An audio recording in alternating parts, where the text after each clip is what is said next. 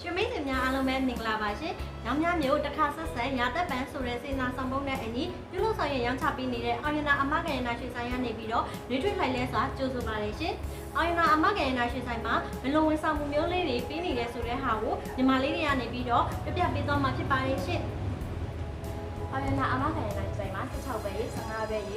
ပြည်နဲ့80ရင်စတဲ့ရွှေရည်တွေနဲ့တော့ချပေးနေရှိပါရဲ့ရှင်။ ရွှေစင်းလုံးနေနဲ့ရန်ကုန်ကျွန်းနယ်အင်းမြရေးစင်းလုံးနဲ့အချင်းနဲ့တပြင်းကြီးတမန်ရောက်ချက်တည်းရှိပါတယ်ရှင်။အားနာရွှေဆိုင်မှာဒီဇိုင်းမောင်းလေးတော့ဝန်ကျင်ကိုမပြီးဆက်ကြရွေးထည့်ဝယ်နေပါတယ်ရှင်။ပေးရတဲ့ဈေးချက်ပို့တဲ့ဒီဇိုင်းနဲ့ရွှေရည်တွေကိုလည်းရရှိမှာအမခက်ပါတယ်ရှင်။ဒီကရွှေရည်တော့လည်းပုံစံရှိပြီးအားနာအမခံတာရွှေဆိုင်ရဲ့ဒီဇိုင်းတွေများခြင်းနဲ့ပေးပြီးအမခက်ပါရရှိနေပါတယ်ရှင်။အော်ရနောက်ကိုလည်းဈေးတိုင်းနဲ့ဖြစ်အောင်နှိမ့်ချိန်မှန်နဲ့ဆောင်ရွက်ပေးနေပါတယ်ရှင်။ လုပ်ငန်းနဲ့အပေါင်းနဲ့ကျင်းတဲ့ရှိထားတဲ့အတွက်အရေးပေါ်မှုတွေလိုအပ်နေကြတဲ့ဒီဆောင်ရွက်ပေးမယ်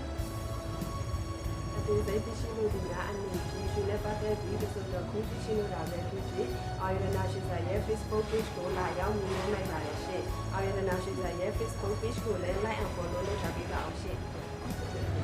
အခုဆိုလို့ရှိရင်ညီမလေးတွေကပြပြီးတဲ့အောင်နာအမကန်နာရွှေဆိုင်မှာဘလုံဝန်ဆောင်မှုလေးတွေလုပ်တဲ့ဟာကိုသိသွားပြီလို့ထင်ပါတယ်ရှင်။ဒါကြောင့်ရွှေနဲ့ပတ်သက်လာနေရင်ညာသက်ပန်စိတ်ချမ်းသာစေဖို့တစ်ခါဆက်ဆံညာသက်ပန်ဆိုတဲ့